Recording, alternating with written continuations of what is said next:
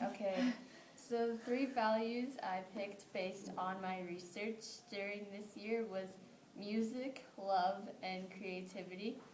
So the activity I did with music was the thing where we had the 10 songs and we played it for everybody in the class, and then they kind of had to say how it made them feel and stuff like that. So we found in the end that music really affects people's emotions, attitude, and outlook, and that a song can completely change someone's mood based on the sound of it, and that lyrics can be truly inspiring and very important to a person. So I found that music was a necessity because of that.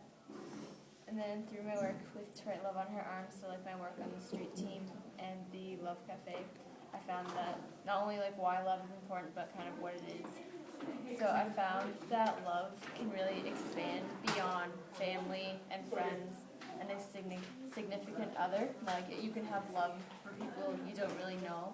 So that's basically just caring deeply for the well-being of other people and wanting to make sure they're happy and have a good life. So that's basically what To Write Love on Her Arms is doing.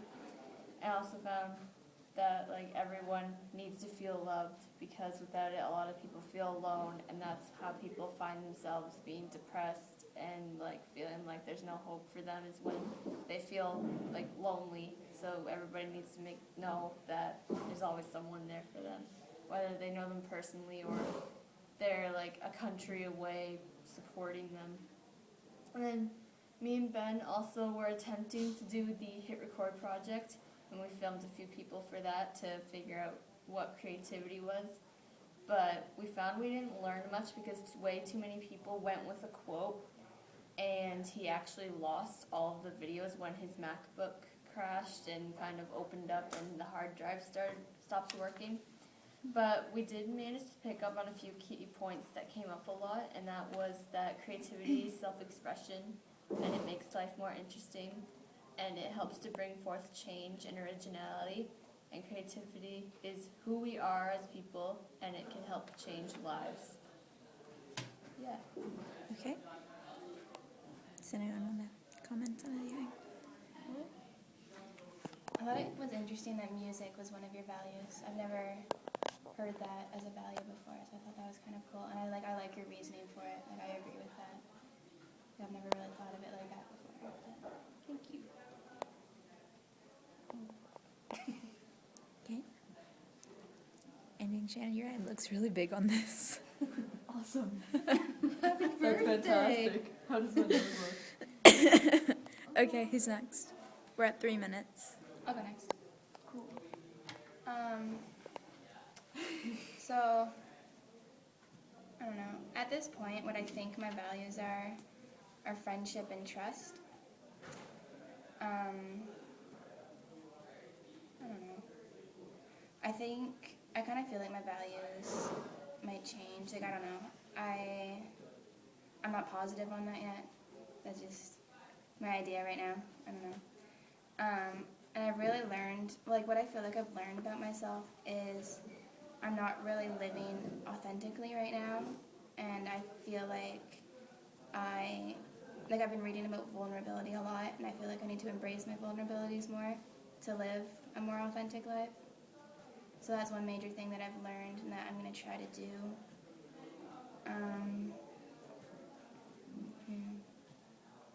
I've also learned I'm a procrastinator.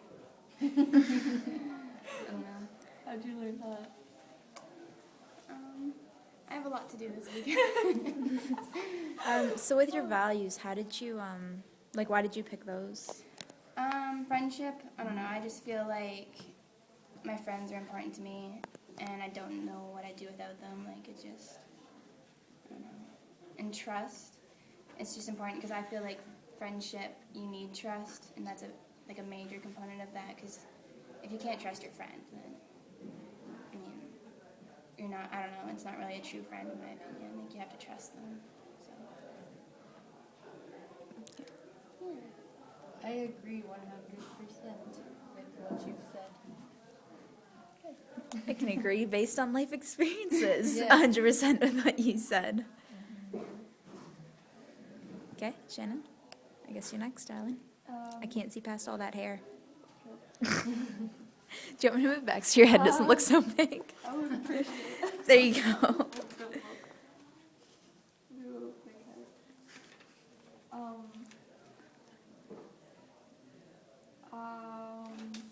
What? Oh, sorry. I'm sorry. I have experienced sadness, happiness, anger, guilt, fear, vulnerability, and warmth, as well as coldness, all within the boundaries of the philosophy room. This, I believe, is a wonderful thing, because to experience truth, you must also experience lies and false things. And to experience true happiness, you must experience true sadness.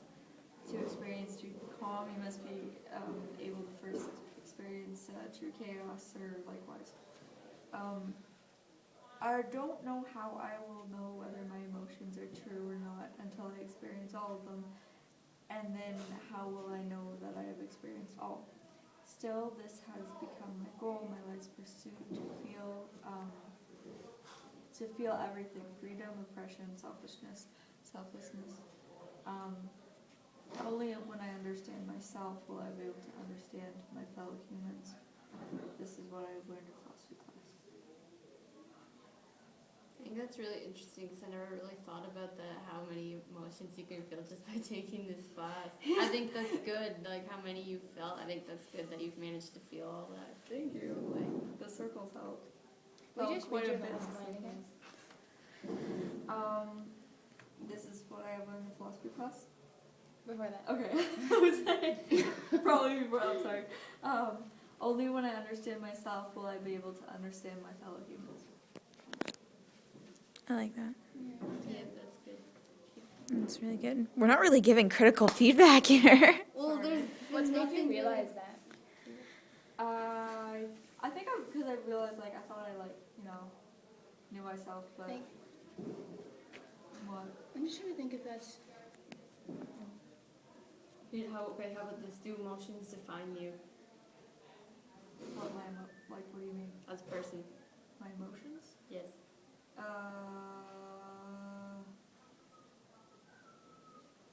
I think mentalities define you. I think your reaction to certain things define you, and that can involve emotions. Like if you see a baby and your first reaction is anger, then I think that emotion defines you a little bit. Or, Guys, don't make me laugh. I don't want to shake the camera. But yeah, I think emotions can define you to a point. That's a cool way of looking at it. I don't know. I think I would disagree with that. I think, I can see where the reaction, that can define you because of a reaction towards a certain emotion, but the emotion itself is an instant in time. And if you're defined by one instance, then... I think you can be defined by one instance. I would argue that. But So your if I told emotions you... are affected by different things. Like your experience. If you're angry over something, Mm-hmm. that doesn't define you. And there's different kinds of anger. Like there's anger, which is, I'm pissed off that I love your shoes and can't have them. Or there's anger like my dad started smoking again. Or there's anger like, yo, this guy's pointing a gun at me saying, give me all your money. And I think your reaction to that is really closely linked with your emotion. Like if you I think get the angry over reaction something, defines you more than the emotion itself. but your reaction is that's emotions are part of your reaction, aren't they? Yeah, I'd agree with that. Mm-hmm. I guess so. I guess the emotion Someone leads says to the something reaction. behind your back and you're upset, I think that defines you. I think it defines you, partly defines you, not entirely. Like it's a defines you. character trait more Yeah, more than Part an of who actual, you are. yeah. Yeah. Yeah, Okay, because for example, say some kid gets attacked by a duck when they're little, and they can see a duck later on, their friends would be like, oh yay, duck, and then they're just like, no, not the duck. So And they would there you go. experience fear. Yeah. And then that defines you because that's your experience. Okay.